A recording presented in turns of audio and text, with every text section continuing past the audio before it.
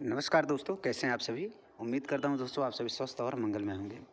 दोस्तों इस वीडियो में बात करने वाले हैं विज्ञान के टॉप 30 प्रश्न के बारे में, जो कि दोस्तों पूरा का पूरा एनसीईआरटी पर आधारित होने वाला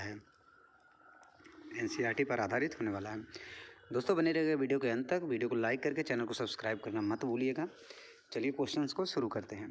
पहला क्वेश्चन है दोस्तों, आसान क्वेश्चन है। और दोस्तों ये ऐसा क्वेश्चन दोस्तों railway group D, RRB group D में दोस्तों बहुत बार, ग्रुप डी और टेक्नीशियन में बहुत बार पूछा जाता है। तो दोस्तों कार्य करने की दर है, दर क्या कहलाती है? कार्य करने की दर हो जाएगा दोस्तों शक्ति। क्या कहलाता है दोस्तों? शक्ति। ऑप्शन नंबर सी इसका सही आंसर हो जाएगा, शक्ति। दोस्तों कार्य का मात्रक क्या होता है? तो कार्य का मात्रक जूल होता है। याद रखिएगा दोस्तों, जूल कैपिटल जे से इसको प्रदर्शित किया जाता है।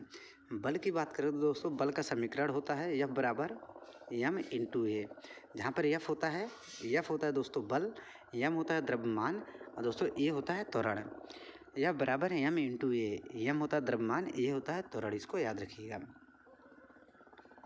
अगला क्वेश्चन है दोस्तों, किसी वस्तु या फिर पदार्थ में किसकी उपस्थिति के कारण वह विद्युत का सुचालक बनता है? विद्युत का सुचालक किसमें कौन सा बनता है कि किस उपस्थिति के कारण? तो हो जाएगा दोस्तों इलेक्ट्रॉन की उपस्थिति के कारण। ऑप्शन नंबर सी इसका सही आंसर हो जाएगा, इलेक्ट्रॉन हो जाएगा दोस्तों। इलेक्ट्रॉन की खोज की बात करें दोस्तों, खोज किसने किया था इलेक्ट्रॉन की? तो हो जाएगा दोस्तों जे थॉमसन ने, याद रखेगा जे थॉमसन याद रखिएगा दोस्तों, जे थॉमसन ने किया था। न्यूट्रॉन की बात करें दोस्तों, न्यूट्रॉन की खोज किया था दोस्तों जेम्स चैडविक ने, याद रखिएगा दोस्तों जेम्स चैडविक ने किया था। प्रोटॉन की बात करें दोस्तों, प्रोटॉन की खोज किसने किया था? प्रोटॉन की हो जाएगा दोस्तों रदरफोर्ड। ये सब आप लोगों को पता होना चाहिए और पता भी होगा, उम्मीद करता हूँ। पॉजिट्रॉन की बात करें दोस्तों तो एंडरसन ने किया था, पॉजिट्रॉन की खोज एंडरसन ने किया था 1932 ईस्वी में। ये भी याद रखेगा। पॉजिट्रॉन बहुत इंपॉर्टेंट फैक्ट है इसमें। पॉजिट्रॉन की खोज किया था एंडरसन ने 1932 ईस्वी में। बाकी प्रोटॉन की खोज रदरफोर्ड ने, इलेक्ट्रॉन की खोज जे थॉमसन ने और न्यूट्रॉन की खोज जेम्स चैडविक ने। ये चारों ऑप्शन से दोस्तों हर बार क्वेश्चन पूछा जाता है। रेलवे का कोई भी एग्जाम हो, चाहे रेलवे का ग्रुप डी हो या फिर NTPC, technician, RRB, JE, loco pilot, कोई भी एग्जाम हो, आरपीएफ, कोई भी एग्जाम हो, उन सभी में यहाँ से क्वेश्चन पूछा जाता है। इसलिए ये सभी चारों खोजकर्ता के बारे में आपको पता होना चाहिए। अगला क्वेश्चन है दोस्तों, इम्पॉर्टेंट क्वेश्चन है दोस्तों। ये गोली दर्पण के ध्रुव और फोकस के बीच की दूरी होती है। मान लीजिए कोई गोली दर्पण, मान लीजिए दोस्तों अवतल दर्पण, मान लीजिए ये अवतल दर्पण है, उत्तल दर्पण हो या फिर अवतल दर्पण, उन दोनों को गोलीय दर्पण कहा जाता है। कुछ इस तरह से इसका सर्किल बनेगा दोस्तों। तो गोली दर्पण के ध्रुव और फोकस के बीच, तो यहाँ पर पोल हो जाएगा पी को बोला जाता है दोस्तों ध्रुव, पोल। और फोकस यहाँ पर कुछ, यहाँ पर फोकस इसका होगा। फोकस के बीच की दूरी कितनी होती है? यहाँ पर वक्रता की त्रिज्या आर होता है, तो आर का आधा होता है दोस्तों फोकस। पी से एफ की दूरी आर त्रिज्या का आधा होता है, मतलब r/2 होता है। वक्रता त्रिज्या का आधा होता है। तो ऑप्शन नंबर ए इसका सही आंसर हो जाएगा, वक्रता का त्रिज्या का आधा होता है। ये दोस्तों याद रखिएगा। क्वेश्चन बनता है दोस्तों गोली दर्पण में, मान लीजिए कोई अवतल दर्पण है, ये अवतल दर्पण है। अवतल दर्पण में फोकस किस तरफ होता है? आगे तरफ होता है या फिर पीछे की तरफ? तो आंसर हो जाता है दोस्तों सामने की तरफ। लेकिन दोस्तों उत्तल दर्पण की बात करें, उत्तल दर्पण कुछ इस तरह से बनता है। तो उत्तल दर्पण में फोकस की बात करें तो उसके पीछे की तरफ होता है। मुख्य रूप से फोकस पीछे की तरफ होता है, इसको भी याद रखिएगा। अगला क्वेश्चन है, बहुत इंपॉर्टेंट क्वेश्चन है दोस्तों। किसी वस्तु को एक उत्तल लेंस के मुख्य अक्ष पर F1 और F2 के बीच किसी बिंदु पर रखा जाता है, इसका निर्मित प्रतिबिंब होगा। मान लीजिए दोस्तों कोई ये उत्तल लेंस है और बोला जा रहा है दोस्तों यहाँ पर F1 और F2 के बीच में यहाँ पर रखा जाता है। यहाँ पर कोई प्रतिबिंब रखा जाता है, तो यहाँ से एक उसका निर्मित प्रतिबिंब क्या होगा? तो यहाँ से एक पैरेलल में दोस्तों एक प्रतिबिंब निकालेंगे तो वो किस फोकस से होकर जाएगा। अब ये दोस्तों इसके यहाँ से दोस्तों इसके मुख्य अक्ष से लेकर निकालते जाएंगे तो यहाँ पर बनेगा कुछ, यहाँ पर इसका प्रतिबिंब बनेगा, यहाँ पर प्रतिबिंब बनेगा, यहाँ पर प्रतिबिंब बनेगा। लेकिन आप लोग देखिएगा दोस्तों प्रतिबिंब कैसा होगा, वास्तविक होगा और दोस्तों बड़ा होगा, वास्तविक बड़ा और उल्टा भी होगा।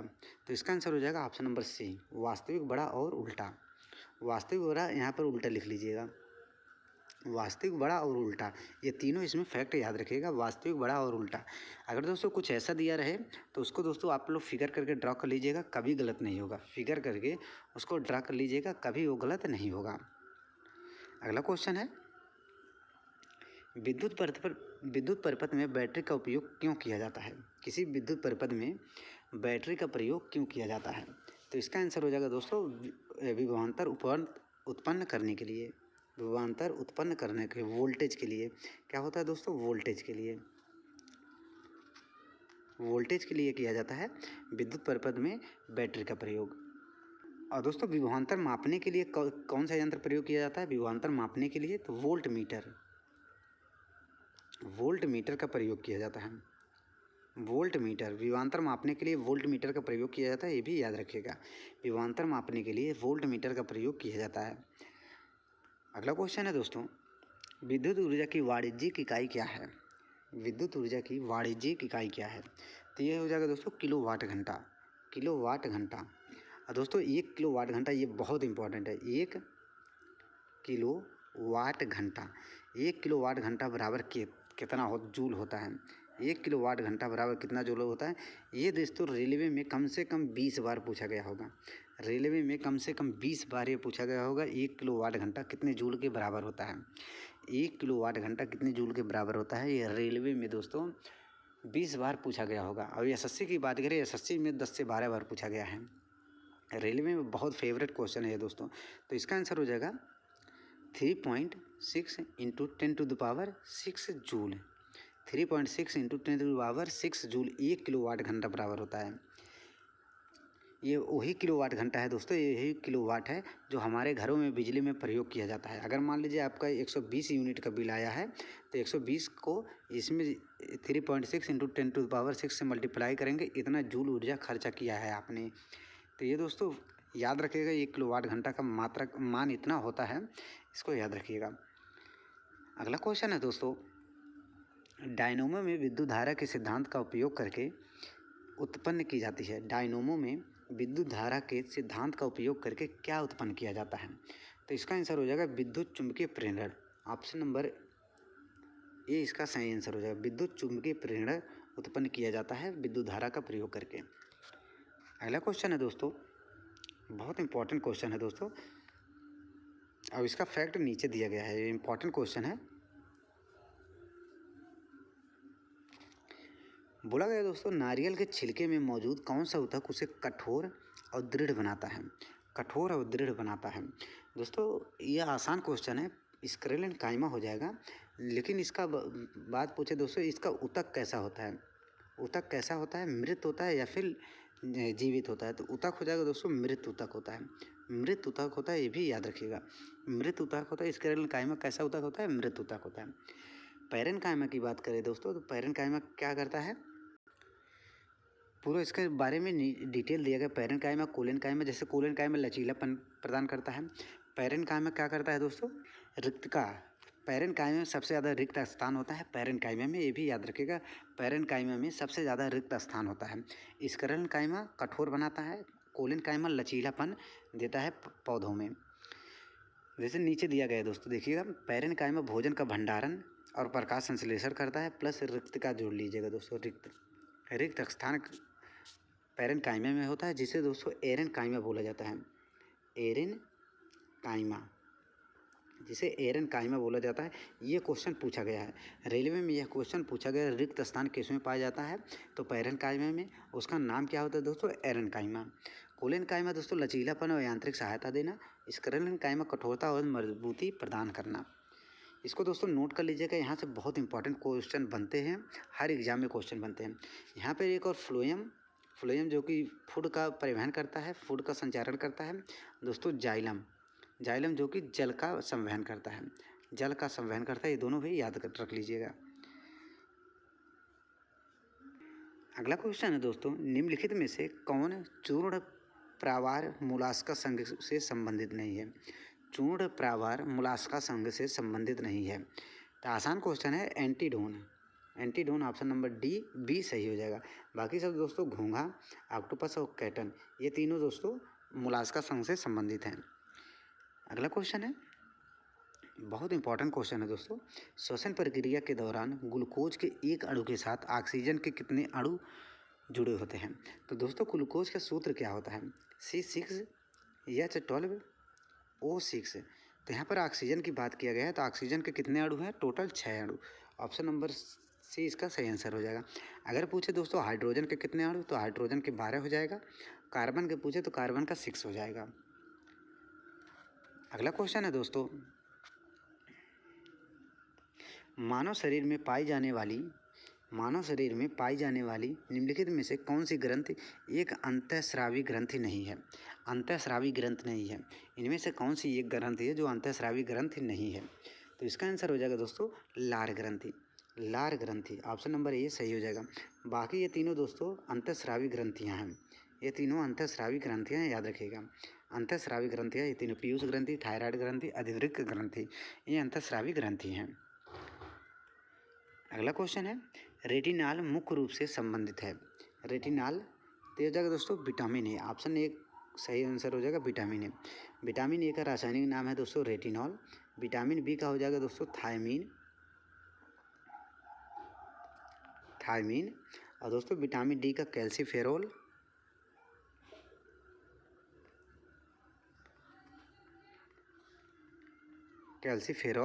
और विटामिन ई का वैज्ञानिक नाम क्या होता है दोस्तों?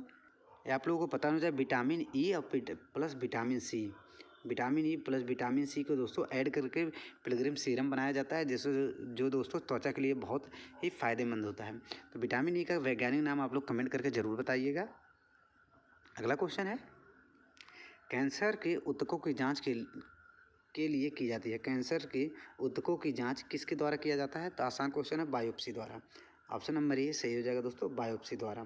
रेडियोग्राफी ये होता है दोस्तों, रेडियोग्राफी इसके इलाज के लिए प्रयोग किया जाता है। रेडियोग्राफी कैंसर के इलाज के लिए प्रयोग किया जाता है। और कैंसर का अध्ययन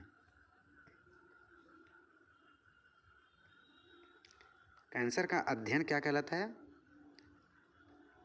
कैंसर का अध्ययन क्या कहलाता है दोस्तों? कैंसर का अध्ययन ओंकोलॉजी।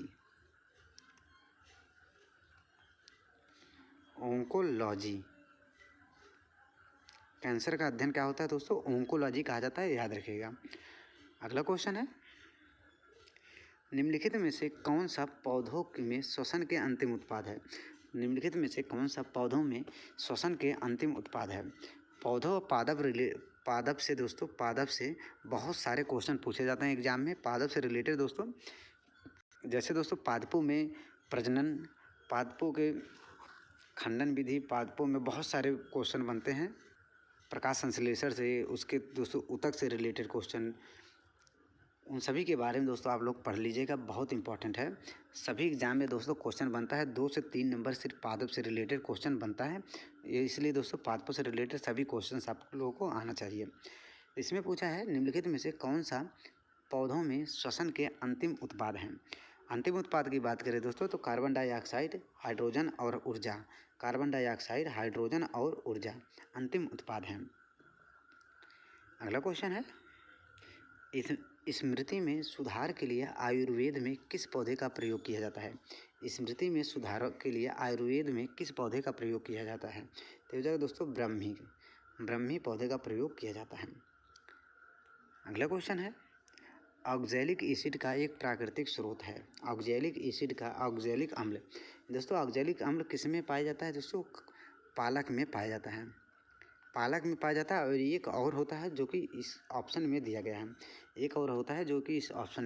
है। तो हो जाएगा दोस्तों टमाटर। ऑप्शन नंबर बी इसका सही आंसर हो जाएगा टमाटर।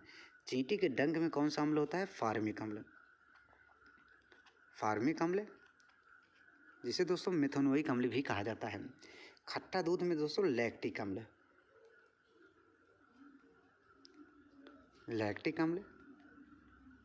खट्टे दूध में लैक्टिक अम्ल। इमली में दोस्तों, इमली की बात करें टार्टेरिक अम्ल। इमली में टार्टेरिक अम्ल पाया जाता है। चींटी के डंक में फार्मिक अम्ल पाया जाता है। टमाटर में ऑक्जेलिक और पालक में भी ऑक्जेलिक अम्ल। खट्टे दूध में दोस्तों लैक्टिक अम्ल, इमली में टार्टेरिक अम्ल। ये सभी के सभी आप लोग को पता होना चाहिए। अगला क्वेश्चन है दोस्तों, और आज का आखिरी क्वेश्चन है। इन नंबर पे मत जाइएगा, नंबर गलत है दोस्तों, नंबर पे मत जाइएगा। बोला है निम्नलिखित में से किस तत्व के आणविक रूप से परमाणुओं की संख्या अधिकतम होती है। परमाणुओं की संख्या अधिकतम होती है। तो दोस्तों परमाणुओं की संख्या की बात करें तो फास्फोरस का कितना हो जाएगा दोस्तों। फास्फोरस की बात करें तो हो जाएगा दोस्तों 15। नियॉन की बात हो जाएगा दोस्तों 10। आर्गन की बात हो जाएगा दोस्तों 18। और सल्फर की बात हो जाएगा दोस्तों 16। तो इसमें किसकी अधिक है तो हो जाएगा दोस्तों आर्गन। ऑप्शन नंबर सी इसका सही आंसर हो जाएगा, आर्गन। ऑप्शन नंबर सी इसका सही आंसर हो जाएगा। दोस्तों बस आज के लिए इतना ही। उम्मीद करता हूँ दोस्तों वीडियो पसंद आया हो। वीडियो पसंद आया तो दोस्तों चैनल को सब्सक्राइब कीजिएगा, वीडियो को लाइक करना मत भूलिएगा।